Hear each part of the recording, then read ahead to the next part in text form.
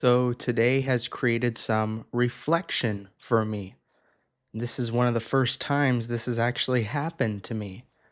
So I realized that I scheduled a smog check for my car, and it was supposed to be on the first day of Tabernacles. And I didn't realize that until today when I was supposed to take it in. So, what do you know? I commit error, so I had to make teshuvah and return to covenant obedience and ask God for forgiveness. Poor planning is actually something that I need to be accountable for. To say that I do not err would just be incorrect and inaccurate. For example, even when I was talking in my sermon on Sukkot, I mentioned Ruth 1:16, and I realized that when I had my sermon notes, I had written the wrong thing for that specific reference and said that Boaz told Ruth the contents that were in that verse rather than Naomi being told by Ruth that she would follow her wherever she goes and that she would lodge wherever she lodged. Point being, today is an example of a day when I actually required Yahweh's mercy. And I recently ordered a shofar, thankfully before the feast. And so the new shofar that I'm getting will be coming tomorrow. So I'm looking forward to getting to blow that at the appointed times. Now, when Yeshua told the Pharisees that they neglected the weightier matters of the Torah, like justice and mercy, now I understand what he meant. They were trying to be patrolmen when it came to their oral law. If you weren't following it straight down to the jot and the tittle, then they would oppress you, they would interrogate you, they would mistreat you, and this was not Yahweh's will for anybody. And Yeshua said that they tithe their spices, they tithe their mint and their cumin, etc., according to the commandment that you're supposed to bring a first fruits offering of all your produce. So you don't need an oral law to specify that those are the things you are to bring. We already see in Torah an all-encompassing commandment that addresses that. There was a point I wanted to address that I forgot, but I think this is something that's more important. It's interesting that Yeshua came across a woman at the well who was having relations outside of marriage. And so while the Pharisees were going around policing people who were violating their law, they were turning a blind eye to people who were violating God's law. In the scriptures, we read about Bayad Ramah, which is a high hand. We read about not sinning with a high hand, because a high hand is pride, it's arrogance, it's excessive boldness.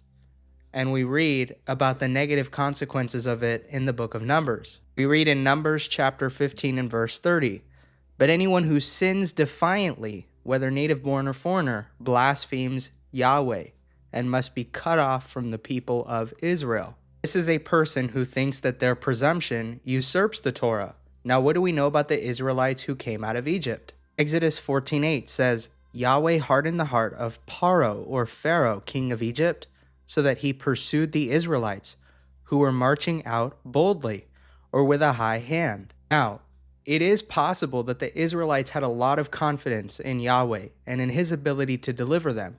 But is it also possible that at the same time, they were building up overconfidence and starting to develop this sense of arrogance? Ha ha, we're better than you. You're suffering. We're not. We're crossing the Yarden. We're making it just fine. You're not. We're above you. Did that thinking potentially manifest into sin in the camp? Because it doesn't say that they went out boldly specifically because of Yahweh. It just says that they went out boldly. We read in Jeremiah chapter 12 and verse 12, "Over all the barren heights in the desert, destroyers will swarm, for the cherev, sword of Yahweh, will devour from one end of the land to the other. No one will be safe." This verse challenges the underlying assumption that immediately when the Messiah appears, he will bring unity and peace, and that people will just be singing Kumbaya. And while that is a prophecy in Tanakh, it just wasn't time for that yet when Yeshua came on earth. Even though we recognize Yeshua HaNotzri, or Jesus the Nazarene, as the Sar Shalom, or the Prince of Peace, of Isaiah chapter 9 and verse 6, note that every time Cherev is used in Tanakh, it can also refer to an emotional division, not just physical destruction. So Yeshua says in Matityahu, or Matthew chapter 10, verses 34 through 36, "Do not think, Protestant Christian, Sunday churchgoer, Catholic, that I have come to bring peace to the earth. I have not come to bring peace, but a sword. For I have come to set a man against his father, and a daughter against her mother, and a daughter-in-law against her mother-in-law, and a person's enemies will be those of his own household." To apply it to the example that I gave previously, that means if the people of Israel were coming out with a high hand, those who wanted to be faithful to Yahweh, their very enemies were directly inside the camp. We also read in Hebrews chapter 4 and verse 12, "For the word of God is alive and active, sharper than any two-edged sword. It penetrates even to dividing soul and spirit, joints and marrow. It judges the thoughts and attitudes of the heart." Distomos is the word for a two-mouthed sword. That means that the scriptures cut in two different directions, not merely in one. Well, one interesting fact that I observe about two cuts in my everyday life is that two cuts can make three pieces. So, in Israel's history, there was a lot of disobedience, messages from the prophets, and then continued defiance, continued sinning with a high hand.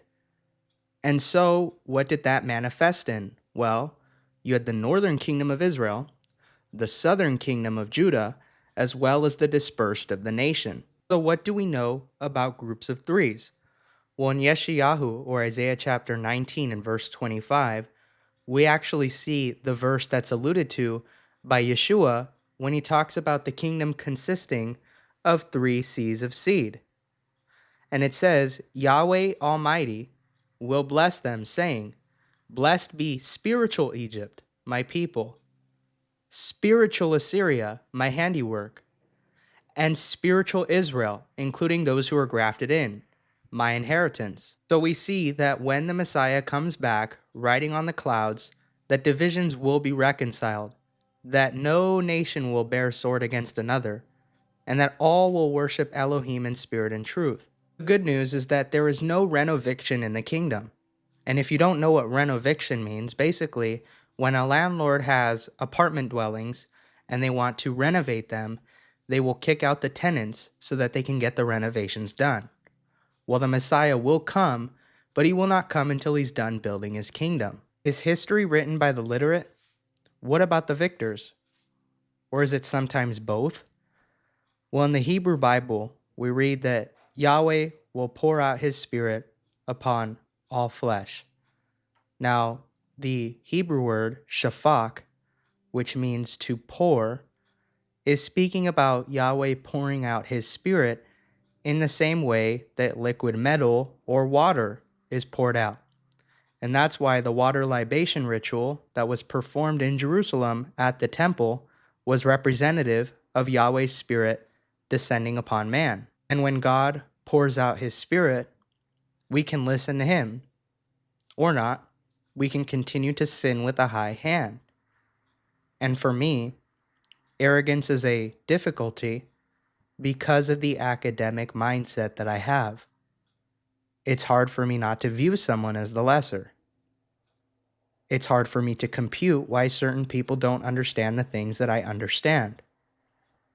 It's also hard for me to compute why I can't talk at a collegiate level around everybody that I meet. But that's just part of maturing. Shalom.